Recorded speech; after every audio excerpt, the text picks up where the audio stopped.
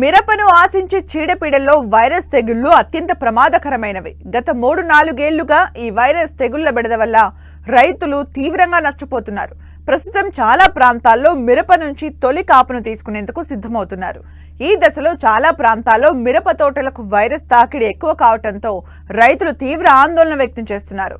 రైతులు అప్రమత్తంగా వ్యవహరించి వైరస్ తెగుళ్ల నిర్మూలనకు వెంటనే తగిన చర్యలు చేపట్టాలి.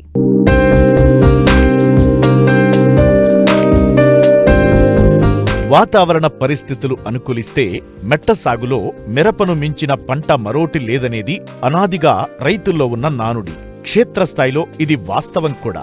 మిరప సాగులో గత సంవత్సరం రైతులు మంచి ఫలితాలు సాధించారు. కాని ఈ ఏడాది అధిక వర్షాలు, వాతావరణ ఉష్ణోగ్రతల్లో తీవ్ర హెచ్చుతగ్గుల వల్ల సాగు ప్రారంభం నుంచి రైతులు తీవ్ర ఇబ్బందులు ఎదుర్కొంటున్నారు. ప్రస్తుతం వేసిన పంటలో ఇప్పుడు వైరస్ తెగుళ్ల సమస్య తీవ్ర ఆందోళనకు గురిచేస్తోంది. వైరస్ తెగుళ్లను రాకుండా నిరోధించగలం తప్ప వచ్చిన తరువాత నివారణ లేదు.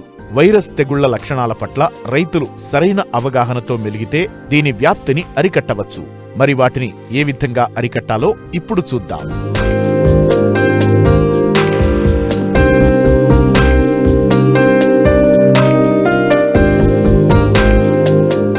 బెట్ట పరిస్థితులు, పొడి వాతావరణం ఉన్నప్పుడు వైరస్ తెగుళ్లు సోకి తీవ్రంగా నష్టం చేస్తుంటాయి. అంతేకాదు పంటలో కలుపు మొక్కలు తెగుళ్లకు స్థావరాన్ని కల్పిస్తాయి. ముఖ్యంగా జెమినీ వైరస్, దీనినే ఆకుముడత తెగులు అంటారు.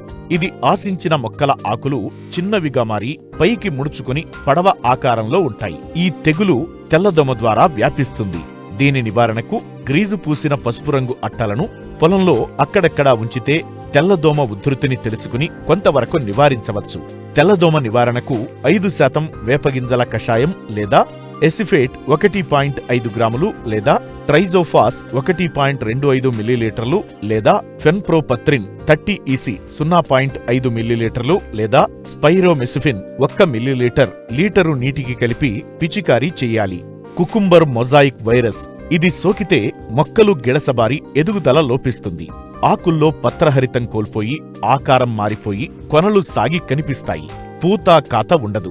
ఈ వైరస్ నివారణకు 1.5 గ్రాముల ఎసిఫేట్ లేదా థయోమిథాక్సామ్ 0.2 గ్రాములు లేదా ఫిప్రోనిల్ 2 మిల్లీలీటర్లు లేదా ఇమిడాక్లోప్రిడ్ 0.3 మిల్లీలీటర్లు లేదా అసిటామిప్రిడ్ 0.2 గ్రాములు లీటరు నీటికి కలిపి పిచికారీ చేయాలి. మవ్వకుళ్ళు తెగులు, దీనినే పీనట్ బడ్ నెక్రోసిన్ వైరస్ అంటారు.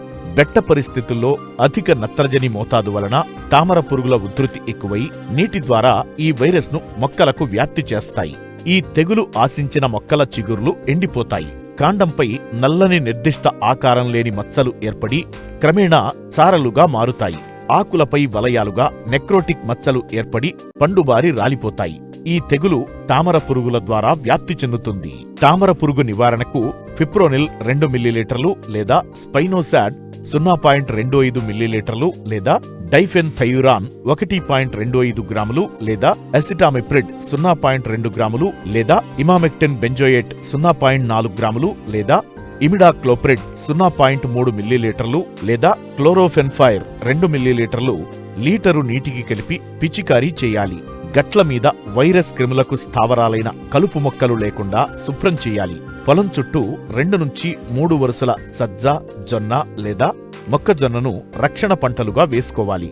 సేంద్రియ ఎరువులు వాడి సమతుల్య ఎరువుల యాజమాన్యం పాటించాలి. వైరస్ సోకిన మొక్కలను పీకి కాల్చివేయాలి.